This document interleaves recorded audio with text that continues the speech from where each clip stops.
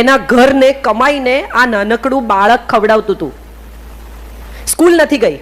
એણે વીર સંઘવીને આપેલા એક ઇન્ટરવ્યુમાં કહ્યું કે ભાઈ મારું ફોર્મલ એજ્યુકેશન નથી થયું, હું સ્કૂલે ગઈ જ નથી, કારણ કે 4 વર્ષની ઉંમરથી એ તો સ્ટુડિયોઝમાં જતી હતી. પણ એનો આત્મવિશ્વાસ, એનો કોન્ફિડન્સ, આ વજન સાથે એણે હિંમતવાલામાં લેધરનું પેન્ટ પહેર્યું છે.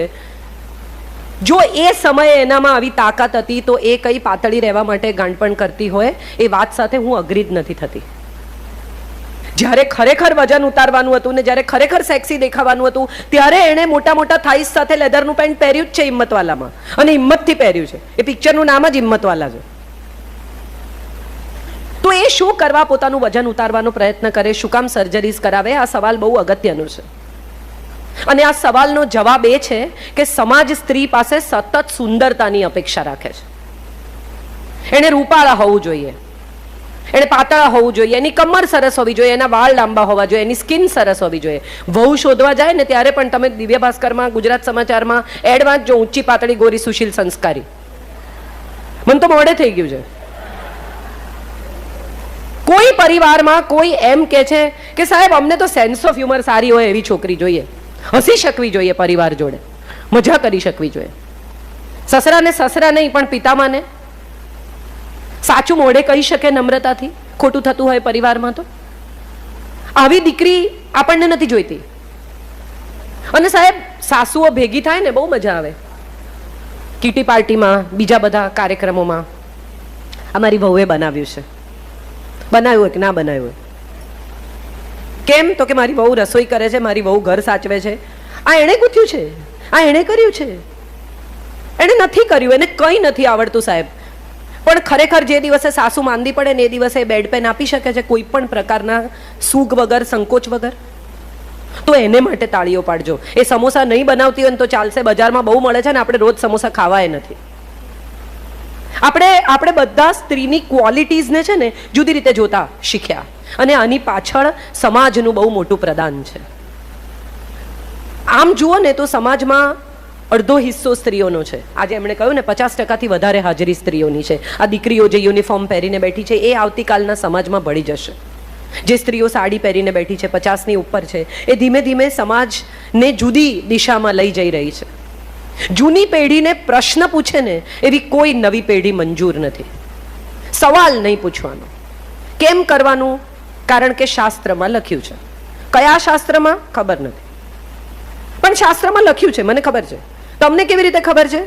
ભાઈ બ્રાહ્મણોએ કહ્યું, વડીલોએ કહ્યું. વડીલોને કોણે કહ્યું ખબર નથી. હમણાં એક બહુ મજાની વાત થઈ, રહીશભાઈ, આ બહુ તમને રસ પડે એવી વાત છે. સત્યનારાયણની કથામાં એવી વાત આવે છે કે સાધુ વાણીઓ અને એની પત્ની લીલાવતી વાર્તા અધૂરી છોડીને ભાગી ગયા, એની દીકરી આવી એટલે. પણ આ વાત તો સત્યનારાયણની કથામાં આવે છે, તો એ કઈ વાર્તા કે જે એમણે અધૂરી છોડી? આવો સવાલ મેં પૂછ્યો. એટલે અમારે ઘરે કથા કરવા આવેલા એ બ્રાહ્મણે એમ કહ્યું કે બેન તમે બહુ સવાલ પૂછો છો. જે કથા એમણે અધૂરી છોડી એ તો આપણને ખબર જ નથી. આપણે તો જે વાર્તા સાંભળીએ છીએ એ વાર્તા સાધુ વાણી અને લીલાવતીની વાર્તા છે. તો એમણે જે પૂજા અધૂરી છોડી એ કઈ વાર્તા? આ પહેલો સવાલ. બીજો બહુ ઇન્ટરેસ્ટિંગ સવાલ કે જે ધનુષ્ય સાથે સીતા 12 વર્ષની ઉંમરે રમતા હતા. લોકોને આશ્ચર્ય થઈ ગયું કે ઓહો, આટલી નાની છોકરી 12 વર્ષે રમે છે. એ ધનુષ્ય 20, 22, 25 નો રાવણ 20 હાથે ન ઉપાડી શક્યો. બરાબર? એના આંગળા ચકદાઈ ગયા, જે કંઈ પણ થયું એની સાથે. એ રાવણ જે 12 વર્ષે ધનુષ્યથી રમતી છોકરીને ન ઉપાડી શક્યો, એ છોકરીને જ ઉપાડી ગયો.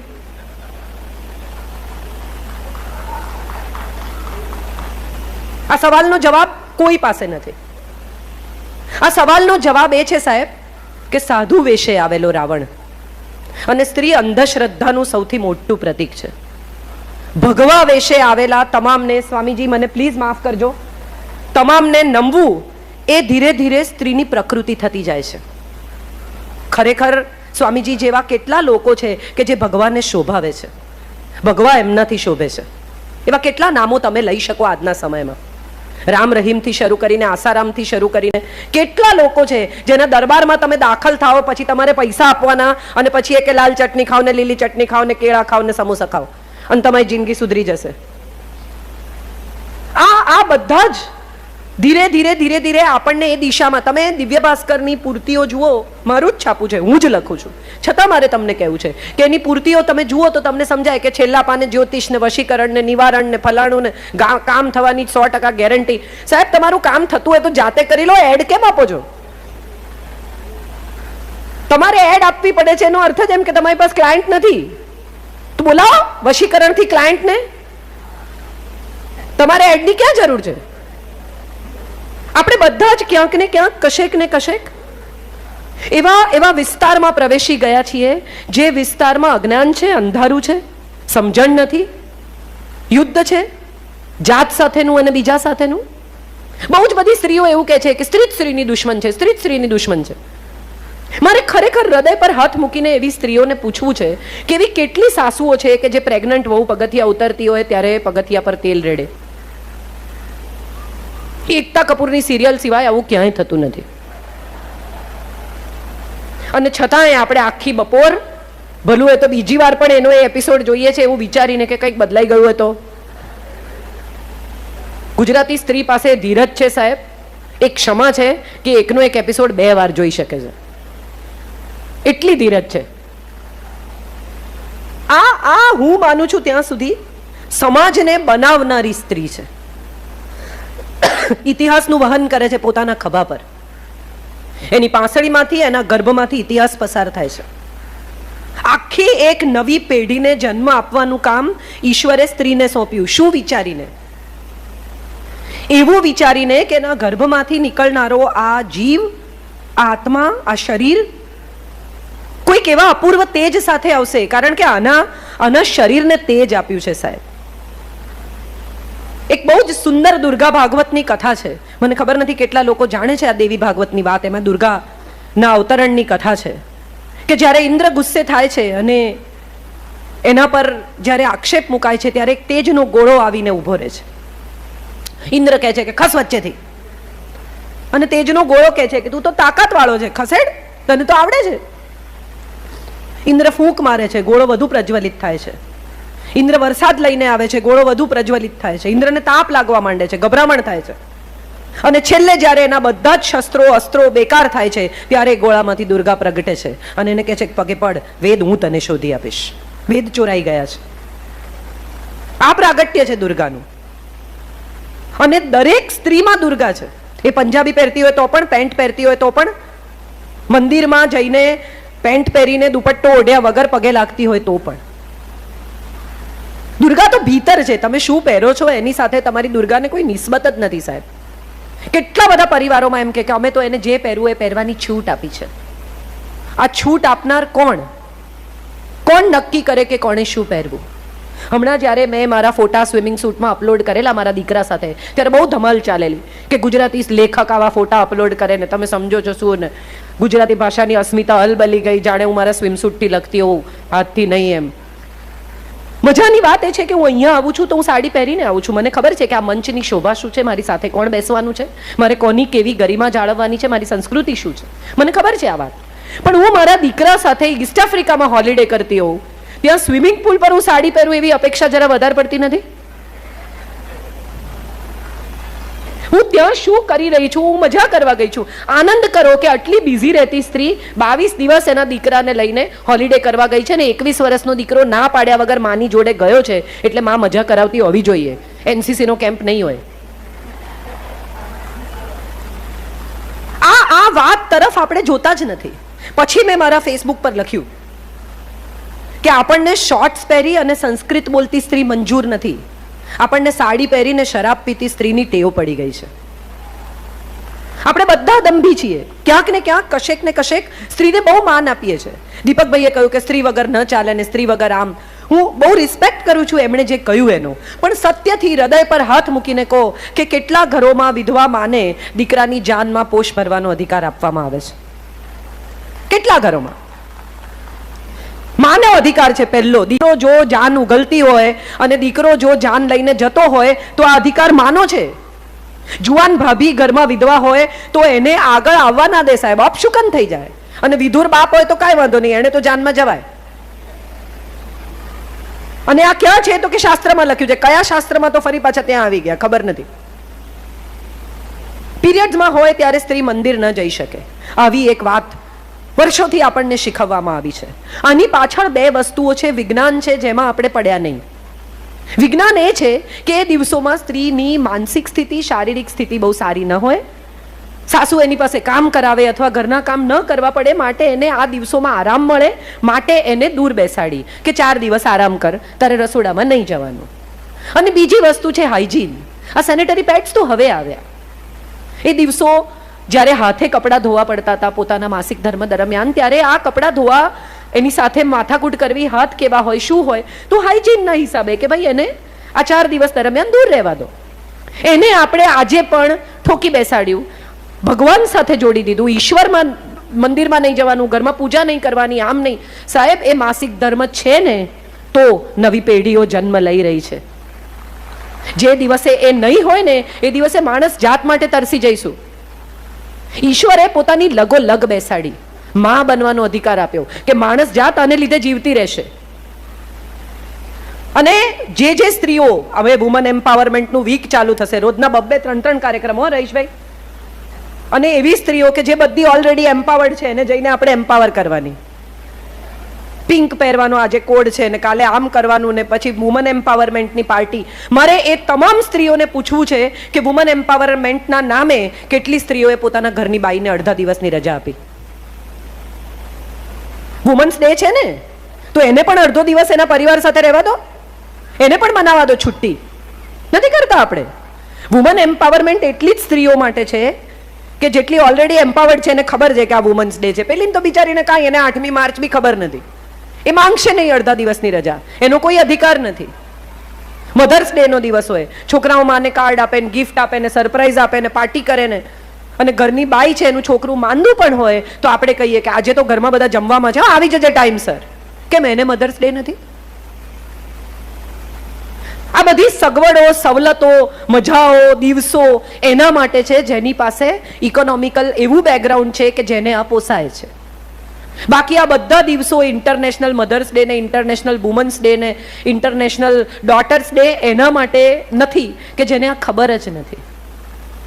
જરૂરત તો એ છે કે તમારે ઘરે કેરીનો ટોપલો આવે ને સિઝનનો, તો તરત જ ઘરમાં કામ કરનારા લોકોને 5-5 કેરી આપી દેજો, કારણ કે એનું પણ બાળક છે, એનો પણ પરિવાર છે. અહીંયા આવવાનું સ્વીકાર્યું એનું સૌથી મોટું કારણ, આ તો બધાએ મને પછી માહિતી આપી, ગૂગલ પર CK પીઠાવાલા વિશે ખૂબ માહિતી છે અને જે મેં રિસર્ચ કરી, જોઈ, વાંચીને હું આવી છું. આ બધા તો હવે કહ્યું કે આમ એમણે કામ કર્યું ને જે દિવસે મને આ ઇન્વિટેશન આવ્યું એ દિવસે મેં ગૂગલ પર CK પીઠાવાલા સર્ચ કર્યું. હવે તો આપણી પાસે દરેક ચીજ માટે માહિતી છે. અને જે સ્ત્રીઓ એમ્પાવર થવા મથે છે, યુદ્ધ કરે છે, પુરુષને આમ ને પુરુષને તેમ, એ બધી સ્ત્રીઓ ભૂલી ગઈ કે વોશિંગ મશીન, મિક્સરથી શરૂ કરીને સ્ત્રીને સવલત આપતી તમામ વસ્તુઓ પુરુષોએ બનાવી છે. આ બધા ભૂલી ગયા. સ્ત્રીનું કામ ઘટે.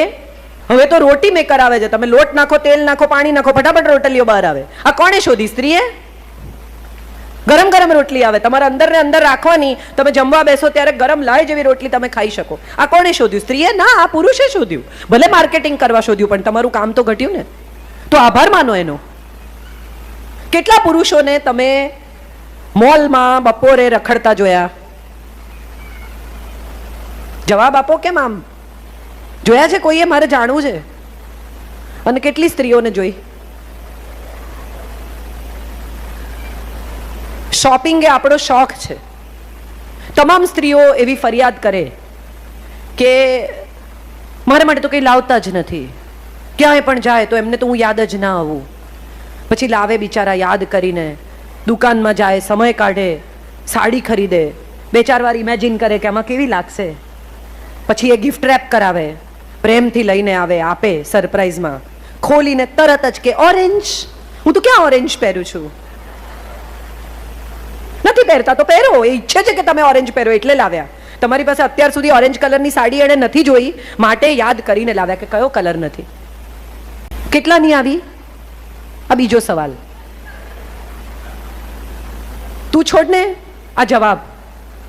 એટલે કે ના ના ના પણ કહો તો ખરા, કહો તો ખરા. એટલે ફાઇનલી કંટાળીને કે છેતરાઈ ગયા. સાહેબ, એ તો 15-20 વર્ષ પહેલા ઓલરેડી છેતરાયેલા જ છે. પછી એણે સ્વીકારી જ લીધું છે કે હવે વારંવાર છેતરાવાનું છે. હમણાં એક બહુ સુંદર શોર્ટ ફિલ્મ જોઈ મેં ગોવા ફિલ્મ ફેસ્ટિવલમાં. બહુ અદ્ભુત ફિલ્મ રહીશભાઈ, નાની 7 મિનિટની ફિલ્મ. એક સ્ત્રી છે, એક પુરુષ છે, બે જણા સવારે બ્રેકફાસ્ટ કરે છે.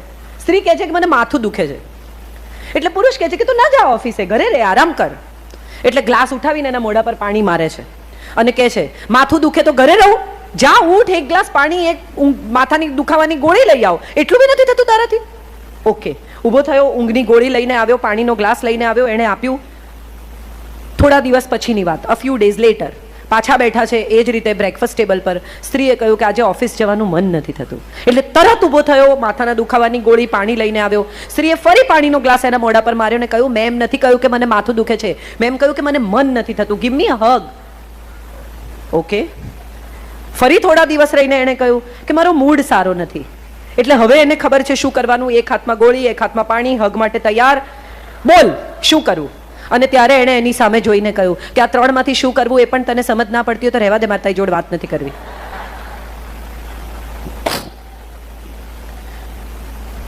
જ્યારે રામ વનવાસમાં હતા, સંપૂર્ણપણે સીતાના, કોઈ બીજું ઇન્ટરપ્શન જ નહીં, ત્યારે સીતાએ કહ્યું જા સુવર્ણ મૃગની કાંચળી લઈ આવો, સોનું લઈ આવો. સોનું ક્યાં છે મારી પાસે? અને જ્યારે આખી સોનાની લંકામાં લઈ ગયા ને સાહેબ, ત્યારે એણે કહ્યું હવે લંકા નહીં, હવે તો રામ. આપણે બધા આવા છીએ, સાડી ખરીદીને બહાર નીકળો કે તરત બીજાની જોઈને એમ થાય કે યાર આ લીધી હોત ને, આ બેટર છે. સામેવાળાના ટેબલ પરની વાનગી જોઈને દરેક વખત એમ થાય કે આપણે મેનુમાંથી ખોટી ચીજ મંગાવી. શેને માટે આવું કેમ થાય છે? હવે એના કારણોમાં ઉતરીએ. આનું કારણ એ છે કે બાળપણથી એવું શીખવવામાં આવ્યું છે કે તમારી વચ્ચે અંદર અંદર હરીફાઈ છે. સમાજે એવું શીખવ્યું કે એક સ્ત્રી બીજી સ્ત્રીની હરીફ છે. વહુ પરણીને આવી તો સાસુની હરીફ, સાસુ વહુની હરીફ, દેરાણી જેઠાણીની હરીફ, જેઠાણી દેરાણીની હરીફ, નણંદ ભોજાઈની હરીફ, ભોજાઈ નણંદની હરીફ. એકચ્યુઅલી એવું કશું છે જ નહીં, બધાના પોતપોતાના સ્થાન છે. તમે આઈસ્ક્રીમની સાથે ભજીયા ન જ ખાઈ શકો. આ બધા જુદા જુદા લોકો છે અને દરેક માણસનું જુદું સ્થાન છે, દરેક વ્યક્તિનું પરિવારમાં અલગ અલગ મહત્વ છે. એ અલગ મહત્વ પ્રસ્થાપિત કરવાને બદલે આપણે પેલા બીજાની ટેબલ પર જે વાનગી છે ને એમાં યુદ્ધમાં ઉતરીએ છીએ. પેલું લાવો. ભાભીને કેમ પૂછે? મને પૂછ. ના, ભાભી 10 વર્ષથી આ ઘરમાં છે, આ ઘરના મેનુના નિર્ણય ભાભી કરતી આવી છે, તારે હું કામ જવાબદારી લેવી છે? અને પછી કે બધું મને જ પૂછો છો, તો તે જ કીધું કે મને પૂછો, હવે તને પૂછે છે.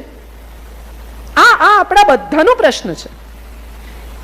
આ પ્રશ્ન સાથે આપણે બધા ક્યાંક ને ક્યાંક કોઈક ને કોઈક વાર ડીલ કર્યું છે.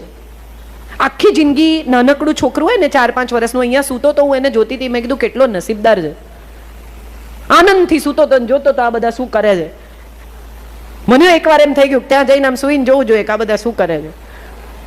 મજાની વાત એ છે કે એટલું નાનું છોકરું હોય ત્યારથી મમ્મી પાછળ લાગે.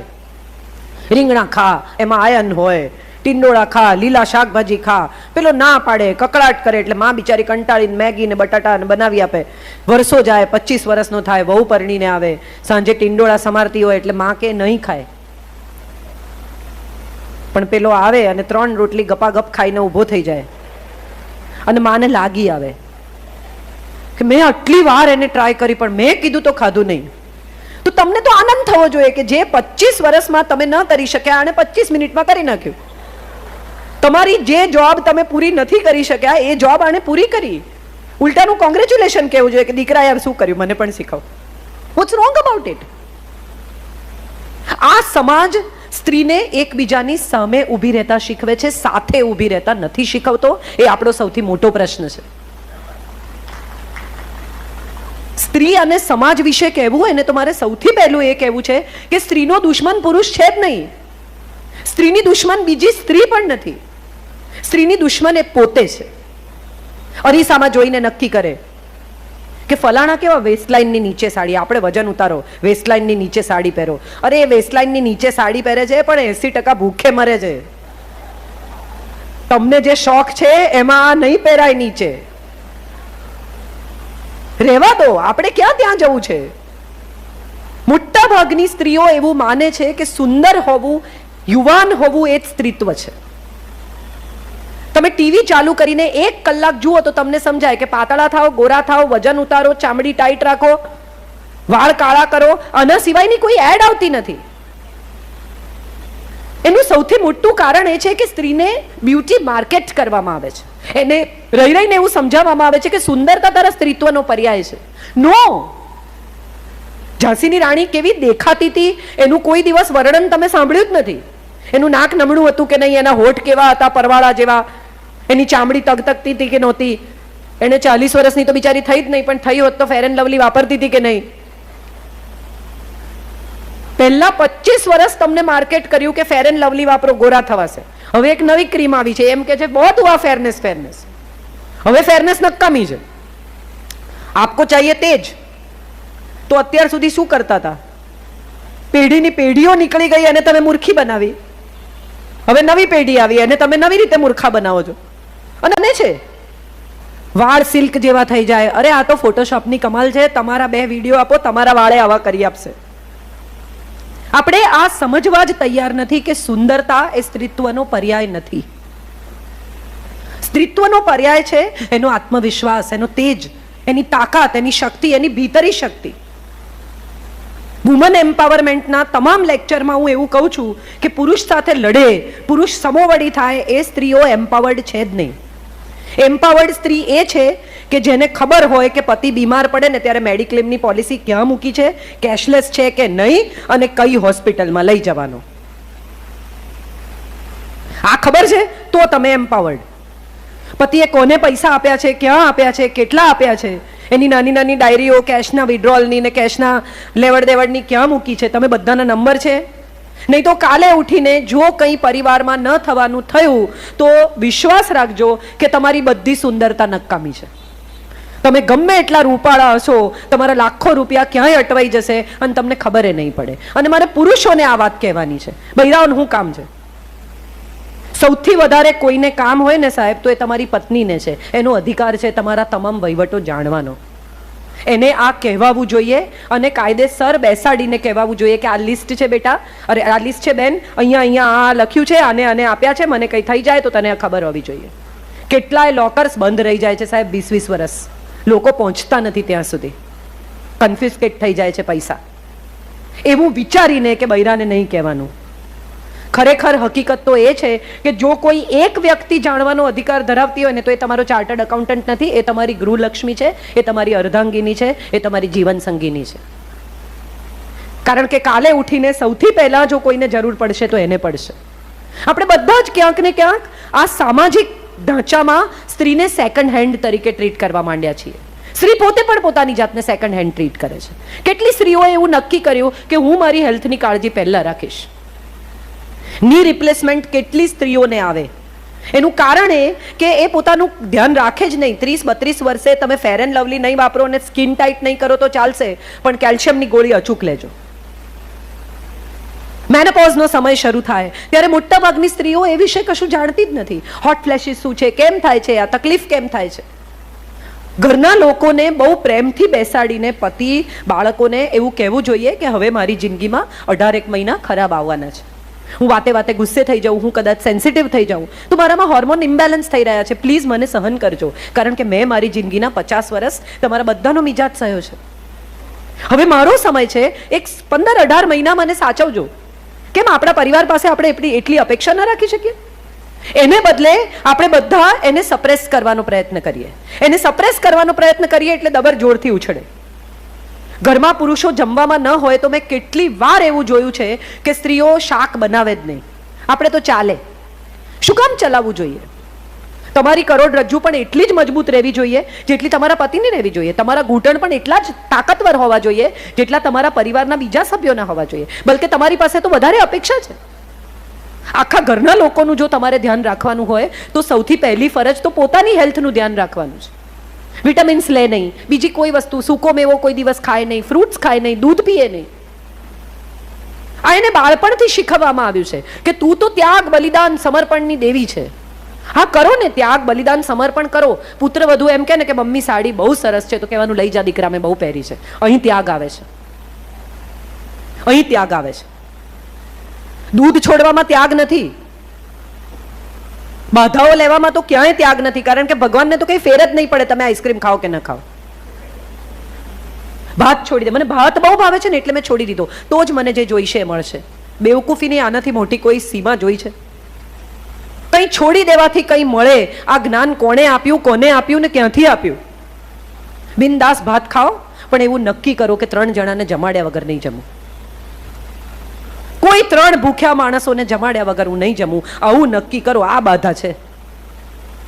મારા ઘેર કામ કરતી બાઈ છે, એની છોકરીને કોલેજમાં જવું છે, હું 2 સાડી ઓછી લઈશ પણ એની કોલેજની ફી ભરીશ. આ બાધા છે. બિનજરૂરી કારણ વગરના દકિયાનુસી અંધકારમાં આપણે બધા જ વધુ ને વધુ ધકેલાતા જઈએ છીએ અને બીજાને ધકેલતા જઈએ છીએ. કેટલી બધી સાસુઓને મેં એવું કહેતી સાંભળી છે કે નાસ્તિક છે, દીવો નથી કરતી. કશો વાંધો નહીં, નથી કરતી તો પણ ઘરની બાઈની રોટલીમાં પણ એ જ ઘી ચોપડે છે જે આપણે ખાઈએ છીએ. મને માન છે એવી સ્ત્રીઓ માટે કે જે વેરો આંતરો નથી કરતી. સાહેબ તમે વિચાર કરો, કેટલી સ્ત્રીઓ પુનર્લગ્ન કરે છે, અને પુનર્લગ્ન કરે ને તો આગલા ઘરનો દીકરો હોય, દીકરી હોય, 100 માંથી 90 સ્ત્રીઓના સંતાનોને તો બહુ મોટી ઉંમરે ખબર પડે કે અમારી બીજી મમ્મી છે. એ સ્વીકાર છે સ્ત્રીમાં. પારકાના બાળકની માં થઈ જવાની તાકાત છે સ્ત્રીમાં. પુરુષને હંમેશા પોતાના શરીરમાંથી, પોતાના સ્પર્મ્સમાંથી, પોતાના વારસની અપેક્ષા હોય છે. સ્ત્રી તો ગમે તેને વાલ કરી શકે. રસ્તે જતું છોકરું હોય ને કોઈક માં મારતી હોય ને તો એ અજાણી સ્ત્રી ઊભી રહી જાય, શું કામ મારે છે, શું જોઈએ બેટા તને? કોકનું છોકરું રડતું હોય તો તરત એક પુરુષ એમ કે છોડને ભાઈ, આપણે શું આમાં પોલીસનું લફરું થશે, ને પેલી કે ના ના ના એમ નહીં, એની માં સુધી પહોંચાડીએ. કોકેશન ચોક સર્કલ નામની એક બહુ જ સુંદર વાર્તા છે. 2 સ્ત્રીઓ વચ્ચે યુદ્ધ થાય છે એક બાળક માટે. બંને સ્ત્રીઓ કહે છે કે બેવ મારું છે. પેલી કહે છે મારું છોકરું છે, પેલી કહે છે મારું છોકરું છે. ઝઘડતા ઝઘડતા કોર્ટમાં જાય છે. બંને બધી વાત છે કે એક કે એને દૂધ નથી ભાવતું, બીજી કે હા એને દૂધ નથી ભાવતું પણ એને સૂકો મેવો ભાવે છે, આ કે એને ઓરેન્જ ભાવે છે, પેલી કે ના એને ઓરેન્જ. આ બંને જણા સાચા. હવે આ બાળક કોને સોંપવું? કોર્ટ માટે બહુ મોટો પ્રશ્ન થઈ ગયો. એટલે ન્યાયાધીશે કહ્યું કે એક કામ કરો યાર, આ બાળકના 2 ફાડચા કરી નાખો ને માને વેચી દો, આ મગજમારી મારાથી નહીં થાય. એટલે જે સાચી માં હતી ને એણે કહ્યું કે ના ના ના, એને લઈ જવા દો, મારે નથી રાખવું. જે છોડી શકે ને એ જ પામી શકે, એ વાત સાચી, પણ એમાં ખાવાનું, અમુક પ્રકારની બાધાઓ, અમુક પ્રકારની વસ્તુઓ નથી આવતી. એમાં મનથી છોડવાની વાત છે. મુક્ત કરી દો પરિવારને, બીજા લોકોને. કેટલીક થાળી મમ્મીઓ હોય, અમારે જયભાઈ બહુ સરસ કહે છે કે કેટલીક થાળી મમ્મીઓ હોય, સવાર પડે ને ત્યારથી કે ખાઈ લે, પહેલા કે નાસ્તો કરી લે, પછી કે જમી લે. આટલું નાનું છોકરું, એના પેટમાં આટલી જગ્યા હોય. 12 વાગે સૂપ, 1:30 વાગે બાફેલો બટાકો, 5 વાગે ફ્રૂટ, 7 વાગે ફરી ખીચડી. અરે ભાઈ, એને નહીં પચે. એની પાછળ કેમ પડી જાઓ છો? મારો દીકરો બહુ નાનો હતો અને હું આવી માં, આખો દી પપ્પાજી ખાતો જ નથી, મારા સસરા વૈદ. એટલે એમણે કહ્યું હું કહું એમ કરીશ? તો મેં કીધું હા. 12 વાગ્યા, 12:30 વાગ્યા, 1 વાગ્યો, સવારનો 1 કપ દૂધ પીધેલું, ખાવાનું માંગે જ નહીં. 1:30 વાગે મેં કીધું પપ્પાજી આ તો માંગતો નથી, કે ઊભી રહે. 2:30 વાગે મારા દીકરાએ કહ્યું માં મમ. એટલે 1.5 રોટલી, દાળ ભાત, શાક અમે થાળી પીરસીને એને ટેબલ પર બેસાડ્યો. જાતે દાળમાં બોળીને ફટાફટ ખાઈને 5 મિનિટમાં તો ઊભો થઈ ગયો. ટીવીની એ જરૂર નહીં ને કોઈ ચીજની જરૂર નહીં.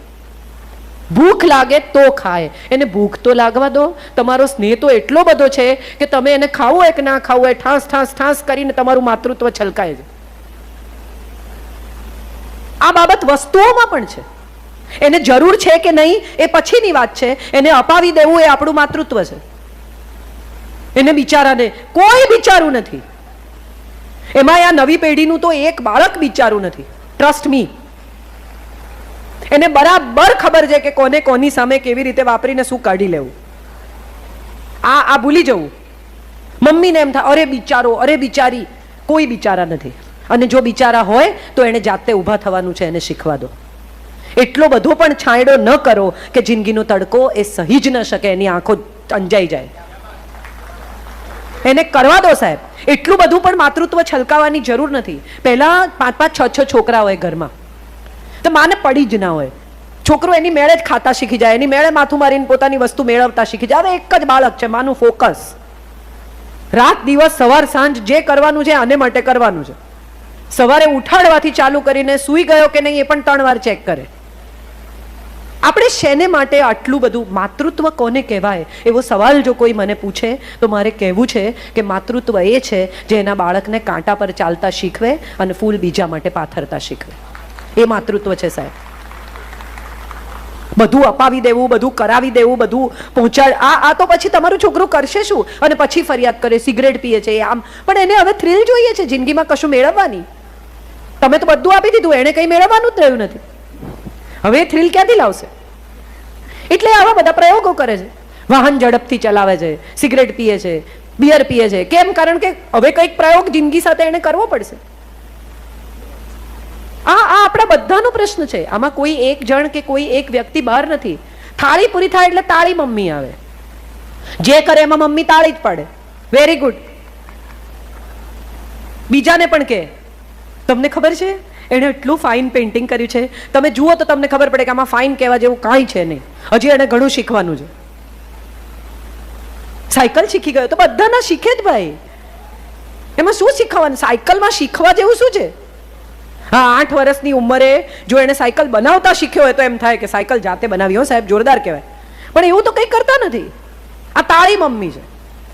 પછી એક જોરદાર સૌથી છેલ્લી ને સૌથી પહેલી મૂકવી જોઈએ એવી પાળી મમ્મી છે. કમ્પાઉન્ડ વોલ બનાવે, આની અંદર રમ્યા કરતું તારે, ક્યાંય જવાનું નહીં. અને જાય તો તરત મોબાઈલ પર. ક્યાં પહોંચ્યો? નીકળી ગયો ટ્યુશનથી? કેમ 15 મિનિટમાં આવે છે ને આજે તો 35 મિનિટ? અરે ઊભો તો એના ભાઈબંધ સાથે ગપ્પા મારતો યાર, ઊભો રહેવા દો ને થોડી વાર. અહીંયા રોટલી તું નીકળે ને એટલે જ હું રોટલી ચાલુ કરું. કેટલી બધી પત્નીઓ, ઋગ્વેદનો એક અદ્ભુત શ્લોક છે, મને બહુ ગમે છે કે તને 10 પુત્રો થાવ. નવવધુને અપાતો આશીર્વાદ છે કે તને 10 પુત્રો થાવ અને પતિ તારો 11મો પુત્ર બની રહો. કેટલીક પત્નીઓ આને બહુ સિરિયસલી લઈ લે. એમને એમ થાય કે હવે સાસુથી નથી સચવાતો એટલે આ મોટો થઈ ગયેલો બાબો મને સોંપ્યો છે. એકચ્યુઅલી એવું હોતું નથી. એને આવડે છે એને ક્યારે ખાવું શું. એમને તો કંઈ ખબર જ ના પડે સાહેબ. એને જે ખબર પડે છે ને એ કોઈને નથી પડતી. એણે આ ઇમ્પ્રેશન તમારા મનમાં સાચવી રાખી છે. કેટલી મોટી મહેનત છે કે એને ખબર નથી પડતી. તમે હજી એમ માનો છો કે એને ખબર નથી પડતી. આ ઇમ્પ્રેશન જાળવવા માટે ઓછી મહેનત કરે છે. મજાની વાત એ છે કે સ્ત્રીમાં માં છે જ. હમણાં અહીંયા રમતી હતી ક્યારા, એ ઉંમરનું બાળક હોય ને ત્યારથી તમે એને ઢીંગલી આપો ને તો એ બહુ સુંદર રીતે રમે. એને તમારે શીખવવું ન પડે કે માં કેવી રીતે થવું. એ પગથી ન પકડે, આમ જ પકડે. અને તમે એક 12, 3, 4 વર્ષના છોકરાને ઢીંગલી આપી જુઓ, માથું ગોળ ગોળ ફેરવી જુએ, હાથમાં કાતર હોય તો વાળ કાપી નાખે, પગ કાઢે, હાથની જગ્યાએ પગ ભરાવે, પગની અને આમાં કશું સારું કે ખરાબ નથી. આ બે જુદી પ્રકૃતિ છે. એક એપલ છે, એક નારંગી છે. બેની કોઈ કમ્પેરિઝન જ નથી. બંનેને ઈશ્વરે સુંદર રીતે પ્રકૃતિગત રીતે ભિન્ન બનાવ્યા છે. આપણે પ્રોબ્લેમ શું કર્યો કે આ ભિન્નતાને અસમાનતામાં ફેરવી દીધી. આ જુદાપણું અગત્યનું છે, આ અસમાન નથી. સમાનતાનો અર્થ ભિન્નતામાં એકબીજાનો સ્વીકાર છે. લોકો જુદા છે. દરેક માણસ એક જ ખાવાનું ભાવે, દરેક માણસને એક જ કપડાં. અને આપણે બધા ડરેલી પ્રજા છીએ. બધા એક સરખા કપડાં, એક સરખા શૂઝ, એક સરખા દેખાવું. કોઈ અહીંયા હમણાં શોર્ટ્સ પહેરીને આવે તો કે બોલો આવા સમારંભમાં શોર્ટ. એકચ્યુઅલી આ ગરમીમાં પહેરવી તો શોર્ટ્સ જ જોઈએ. છતાંય આપણે કહીએ શું કે બોલો શોર્ટ્સ પહેરીને આવ્યો. કોઈ જાતનું ભાન જ નથી. એકચ્યુઅલી એને જ ભાન છે, આપણને નથી. એને બરાબર ખબર છે કે ત્યાં શું પહેરવાનું. જુદા પડતા દરેક માણસને આપણે તરત અટકાવીએ છીએ. કેમ? કારણ કે આપણને જુદાપણું સ્વીકાર્ય જ નથી, આપણને અસમાનતા સ્વીકાર્ય છે. આપણી ભિન્નતાને જુદી રીતે ઉજાગર કરવાનો આપણને અવસર જ નથી મળ્યો અને આપણે લીધોય નથી. એક દ્રૌપદી છે જે રાઈઝ થાય છે રાજ્યસભામાં, કપડાં ખેંચાતા હોય ત્યારે, અને પૂછે છે કે પહેલા જાતને હાર્યા કે મને હાર્યા. લીગલ ક્વેશ્ચન છે. This is a legal question કે જો જાતને જ હારી ગયા હોય તો મને ક્યાં હારવાનો અધિકાર મળે છે? ચાલ અટકી જા દુર્યોધન, તારે આ કપડાં ન ખેંચાય, પૂરું થયું. પણ આ લીગલ ક્વેશ્ચનનો જવાબ કોઈ આપી શકતું નથી. એક સુકન્યા છે જેને પિતા પૂછે છે કે તું આપકર્મી છે કે બાપકર્મી, અને સુકન્યા કહે છે કે હું તો આપકર્મી છું. અને પિતા એને એટલા ઘરડા ઊભા ન થઈ શકે એવા ચ્યવન ઋષિ સાથે લગ્ન કરાવે છે કે લે આપકર્મી છે ને થા. અને આમળાનું વૃક્ષ વાવે છે અશ્વિની કુમારોને બોલાવીને, અને આમળામાંથી ચ્યવન પ્રાશ બનાવે છે જેમાંથી પતિને નવજીવન આપે છે, સંતાનની માં થાય છે, અને પિતાના દરબારમાં જઈને ઊભી રહે છે કે જો હું આપકર્મી. આ સુકન્યાની કથા છે. આપણી પાસે આવી કેટલી કથાઓ છે. આપણી પાસે અનસુયાની કથા છે કે 3 દેવો આવે છે ને એમ કહે છે કે અમે તો નગ્ન થઈને જમીએ ભાઈ. ફરી સાધુ વેશે આવે છે. મજા જુઓ સાહેબ, જ્યારે જ્યારે સ્ત્રીને છેતરવાની આવી છે ને ત્યારે ત્યારે સાધુ વેશે આવવાનું સરળ પડ્યું છે. કારણ કે એને ખબર છે કે સ્ત્રી અંધશ્રદ્ધા તરત જ સ્વીકારી લેશે. આ પરિસ્થિતિમાં જ્યારે દેવો આવે છે ને એમ કહે છે કે અમે તો નગ્ન થઈને જમીએ છીએ, ત્યારે અનસુયા હાથમાં પાણી લઈને અંજલિથી પાણી છાંટે છે. 3 દેવોને 1.5-2 વર્ષના બાળકો બનાવી દે છે. આ સ્ત્રીની તાકાત છે સાહેબ. ભગવાનની તાકાત શું છે સમજવું હોય તો વિવેકાનંદને યાદ કરવા પડે. શિકાગોના પ્રવચન પછી એક સુંદર એક્ટ્રેસ એની પાસે આવે છે અને આવીને કહે છે કે સાહેબ આટલી મારી બુદ્ધિ, આટલી તારી બુદ્ધિ, આવું તારું તાકાત, આવી તારી તેજ ને મારી સુંદરતા, આ બે મિક્સ થઈને મને તારા જેવું એક બાળક જોઈએ છે. અને ભગવા પહેરેલો એ યંગ છોકરો એમ કે છે કે તમારે બાળક શું કામ જોઈએ છે, મને તમારું બાળક માનો. આ તાકાત છે સાહેબ ભગવાનની. આ હિંમત છે કહેવાની.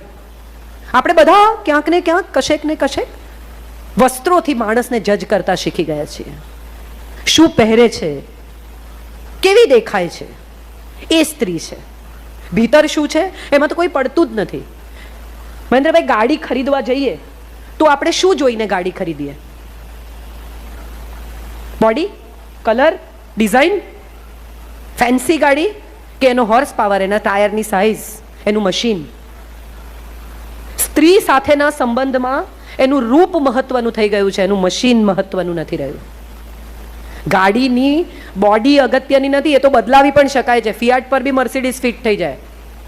બોડીના કેટલાય કામ કરનારા લોકો છે કે જે લોકો તમને કરી આપે ફિયાટના મશીન ઉપર મર્સિડીઝનું બોડી, પણ મશીન તો ફિયાટનું જ રહેશે સાહેબ. એ આપણે ભૂલી ગયા. એક પત્ની પોતાના પતિ માટે 6 અંડરવેર લઈ આવી, એક સરખી, same colour, same size, same design, same brand. એટલે પતિએ જોઈ, કંઈ બોલ્યો નહીં. પછી કહ્યું કે આ આવું હોય, કોઈ જુએ તો કેવું લાગે? એટલે પત્નીએ કહ્યું, કોઈ કોણ? આ સ્ત્રી છે. એક જ સવાલ. હમણાં રહીશભાઈએ કહેલો એક જોક પણ મને બહુ ગમ્યો કે પતિએ મેસેજ કર્યો કે મને એક્સિડન્ટ થયો છે, મારી પાંસળી તૂટી ગઈ છે, લોહી બહુ વહી ગયું છે, 4 ટાંકા લેવા પડ્યા છે, તો સારું થયું કે ટીના ટાઈમસર આવી ને મને હોસ્પિટલ લઈ ગઈ, એટલે હું હવે સેફ છું. એટલે પત્નીએ સામે લખ્યું કે ટીના કોણ છે? આમાં પાંસળી પછી, ટાંકા પછી, લોહી પછી ટીના કોણ? સ્ત્રીનો સૌથી મોટો અને સૌથી મુશ્કેલ જે સમય છે ને એની અસલામતીનો સમય છે. લગભગ તમામ સ્ત્રીને એવું લાગે છે કે એનો પતિ જેને માટે એણે ઘર છોડ્યું, બહાર છોડ્યું, આ કર્યું, ફલાણ, બહાર એટલે બહાર નહીં, પાછા કહેશે કાજલબેને બહાર કીધો.